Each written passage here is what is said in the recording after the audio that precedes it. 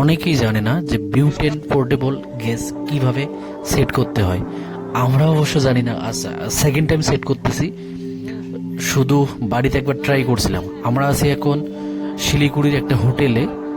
ভাবলাম একটু রান্না করে খাবো বলতে কি আকিব বাইরে তরকারি খেতে একটু প্রবলেম করে, সো ভাবলাম বিউটেন গ্যাস দিয়ে কিছু একটা ওর জন্য একটা সবজি রান্না করব।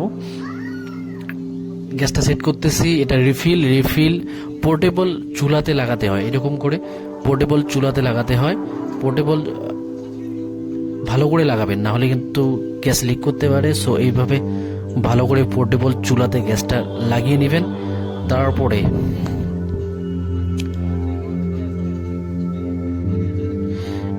এইটা হলো সুইচ, মানে কন্ট্রোলার।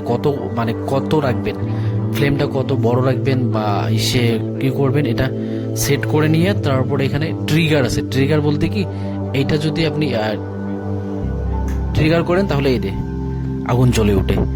খুবই ভালো পোর্টেবল গ্যাস সিলিন্ডার এবং চুলা, মানে রিফিল এবং চুলা বাইরে ক্যাম্পিং করার জন্য খুবই ভালো। আমরা আজ হোটেলে এইটা এখন চা করে খাবো এবং সবজি, আকিবের জন্য কিছুটা সবজি। অনেক ভালো লাগলো।